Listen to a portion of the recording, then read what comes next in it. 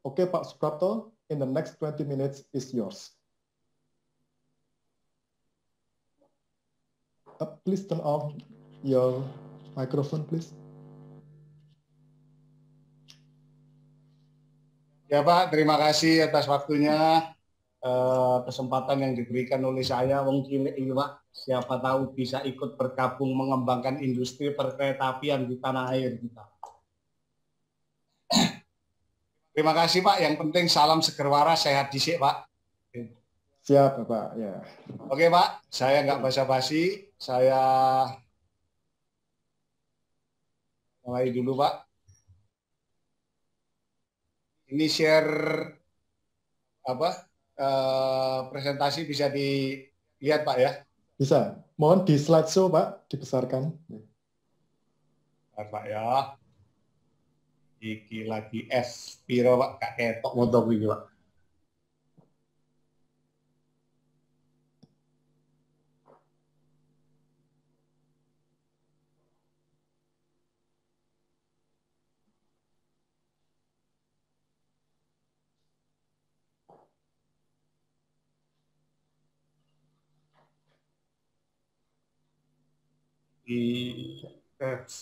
Yang pojok bawah kanan Pak itu.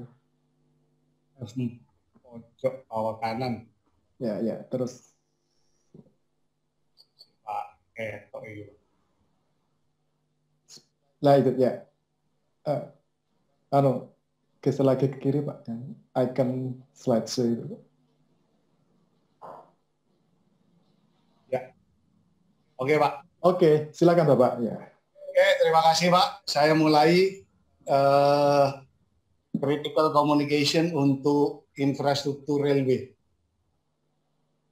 Jadi begini Pak, railway ini secara standar internasional memang ada dua yang diperkenankan oleh dunia, yaitu GSMR dan TETRA, yang juga disampaikan oleh Bapak Heru Wisnu Wibowo bahwa sistem komunikasi wireless yang ada di perkeretaapian ini selain FO adalah TETRA. Jadi saya tidak membahas GSMR karena di negara kita GSMR ini hampir tidak dipakai. Jadi saya lebih baik menggunakan bahasa Indonesia ya Pak ya, kalau Bapak berkenan gitu, karena supaya lebih jelas Pak. Silakan Bapak, ya betul. Lalu saya khususnya membahas TETRA Pak, yaitu ini. Karena GSMR ini tidak terpakai di Indonesia, sedangkan LTE ini adalah sistem komunikasi yang berkoneksitas dengan publik yang lain. Sedangkan sedangkan GSMR atau TETRA ini lebih banyak ke internal terhadap platform perkeretaapian itu sendiri. Jadi hari ini khusus saya membahas TETRA Pak. Siapa tahu negara ini memberikan kesempatan lah kayak wong cilik ini Pak. Jadi alasan kenapa TETRA itu harus dipakai di perkeretaapian atau khususnya LRT dan MRT, itu yang jelas tertulis di sini Pak, karena redundancy dan karena kepalanya dua, dan kedua-duanya harus bisa berkomunikasi secara bersamaan karena dashboardnya itu harus ada dua, tapi otaknya, brainnya satu. Karena kan kereta api saat ini kan bukan bisa muter balik. Kira-kira itu alasannya. Dan alasan tambahan yang tidak kalah pentingnya Pak, bahwa TETRA ini harus redundancy. Ya karena faktor keselamatan publik. Ini salah satu alasannya Pak. Jadi kira-kira gambarannya seperti ini. Tapi kalau ada pertanyaan monggo langsung Pak, saya you are most welcome. Karena saya mempresentasikan lebih bergaya perkawanan gitu Pak, jadi nggak teoritis. Dan ini salah satu alasan primary-nya Pak, bahwa TETRA itu adalah teknologi yang proven. Dan tidak kalah pentingnya, Pak, kenapa tidak DMR, kenapa tidak konvensional, radio Tetra ini karena secure. Karena Tetra juga merupakan salah satu backup daripada railway signaling yang tadi baru dipresentasikan oleh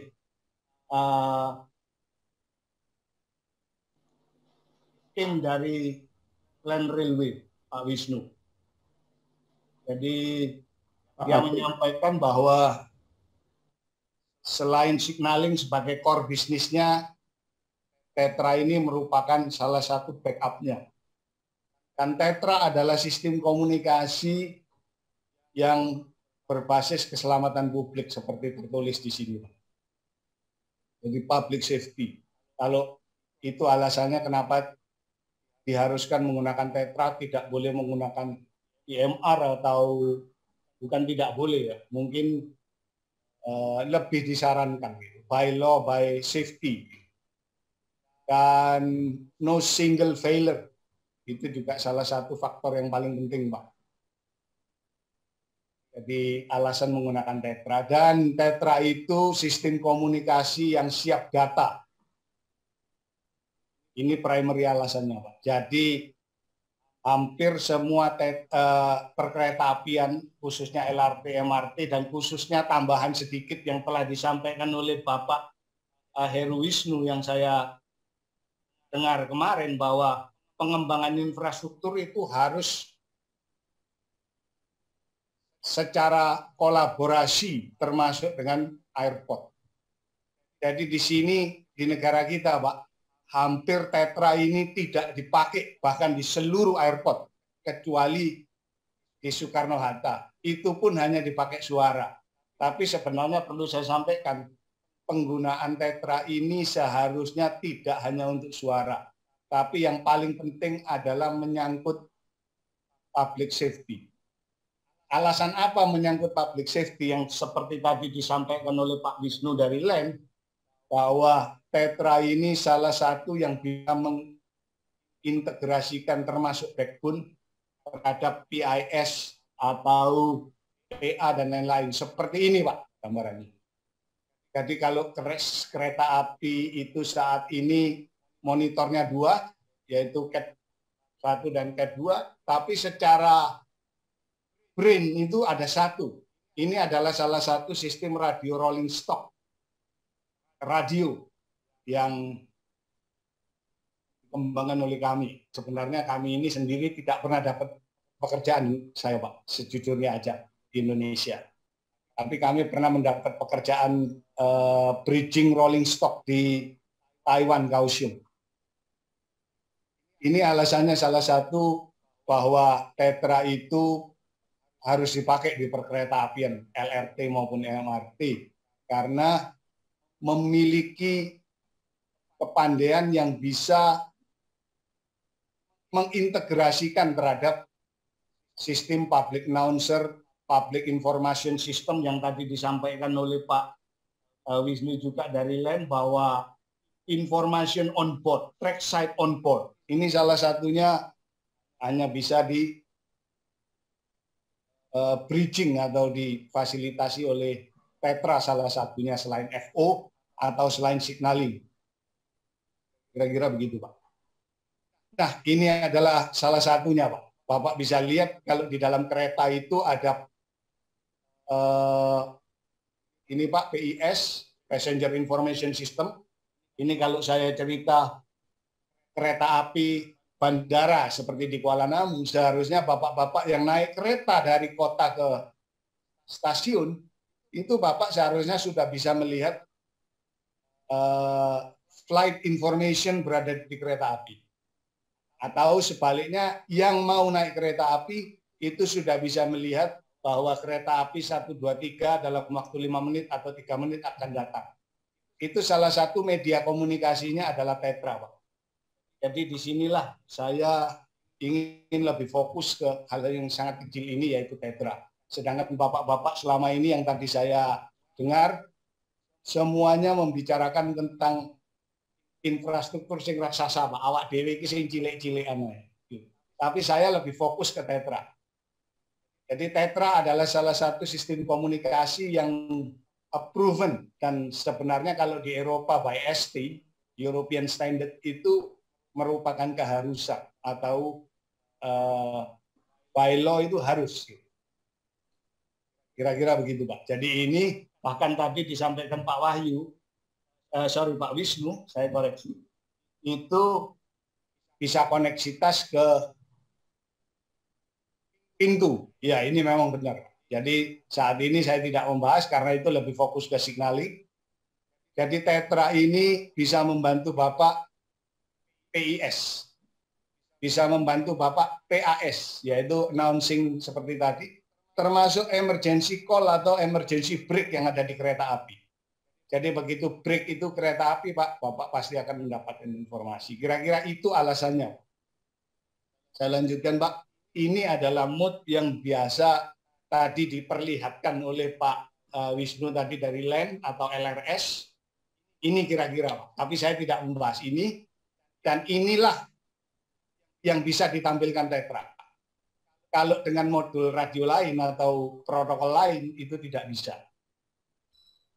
Atau kalau bisa, Pak, banyak kekurangannya. Kira-kira ini gambarannya, Pak, secara singkat. Tapi saya tidak membahas khusus karena ini akan lebih fokus nanti. Nah, ini alasannya kenapa kok Bapak lebih penting distribution network ini, Pak.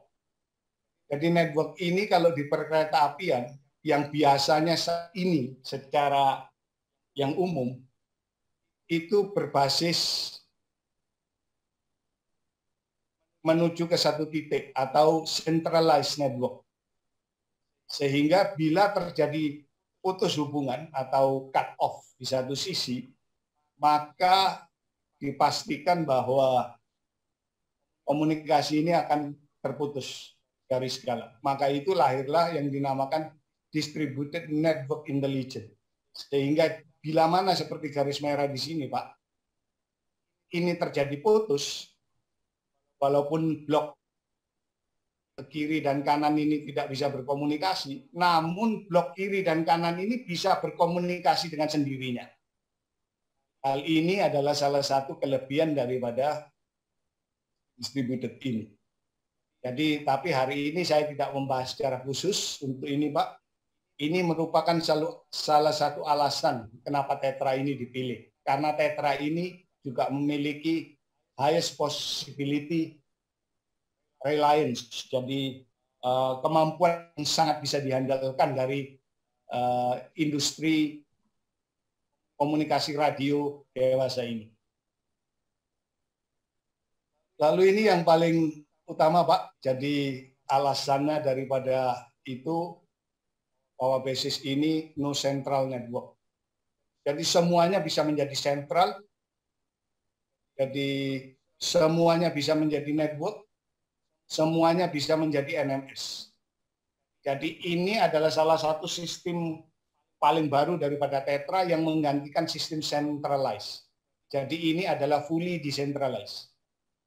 Jadi arti kata dari fully decentralized di sini, Pak, ini untuk menghindari kalau terjadi kerusakan di brain atau di centralized system terjadi kerusakan, maka sistem ini masih bisa bekerja tanpa harus kontak ke sentral. Kira-kira itu salah satu kelebihannya. Dan yang paling baru, Pak, tapi saya tidak membahas hari ini, sebenarnya ada satu yang Pak ya,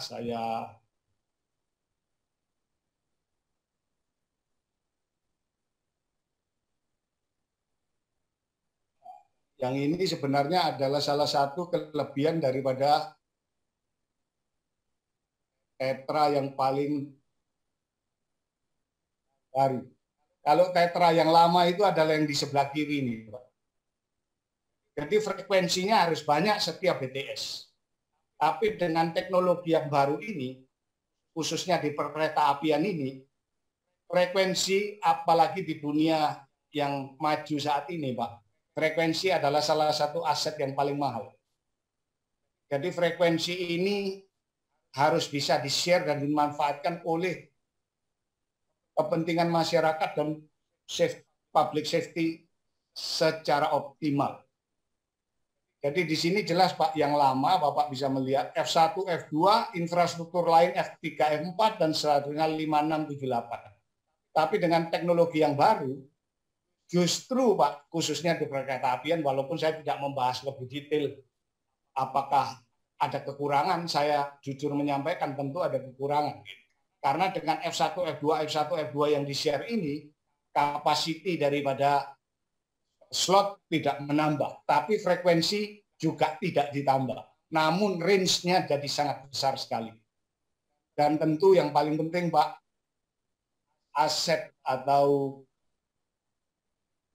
sumber daya frekuensi atau sumber daya udara ini tidak dipakai, tidak optimal. Dan khususnya sistem ini sangat efektif untuk kereta apian. Karena kereta api ini tidak membutuhkan subscriber atau membutuhkan radio di lapangan yang banyak, tapi membutuhkan infrastruktur yang luas. Jadi ini adalah salah satu kelebihannya. Kenapa tapi hari ini saya tidak membahas ini karena tentunya saya dengan senang hati sekali kalau misalnya saya diundang besok-besok oleh bapak-bapak untuk menjelaskan ini lebih jauh. Jadi saya kembali lagi Pak ke sini. Saya kembali ke sini Pak. Ini adalah sistem yang tadi saya sampaikan bahwa kenapa Tetra yang baru ini itu tidak centralized. Bapak bisa bayangkan kalau brain-nya ini putus Pak, berarti seluruh Tetra ini cut off. Makanya itu lahirlah yang dinamakan decentralized architecture. Dan ini saya sampaikan sangat cocok untuk Indonesia, negara kita yang khususnya LRT seperti di Jakarta. Outdoor ini sangat bagus, Pak. Karena outdoor ini bisa dipasang plug and play seperti BTS-nya GSM. Jadi tidak perlu kabel liki yang harus dipasang sepanjang rel kereta api. Dan ini juga salah satu alasannya Pak, kenapa decentralized ini lebih efektif untuk kereta apian karena menyangkut keselamatan. Tapi hari ini saya tidak membahas lebih khusus Pak tentang decentralized, tapi saya akan membahas lebih detail nanti kalau Bapak mengundang saya.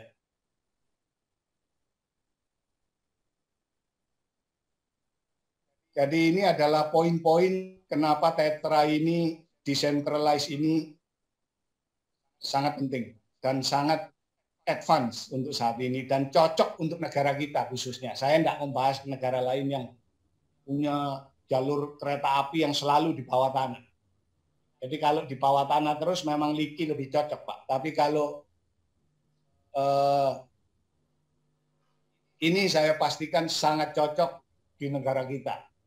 Karena sifatnya outdoor dan tentu coverage-nya jadi sangat besar. Dan segi pemasangannya Pak sangat mudah. 1 menit lagi J Pak. Oke Pak. Ini adalah infrastruktur yang biasa dibangun LRT MRT Pak. Ini adalah contoh yang ini juga pernah yang kami desain untuk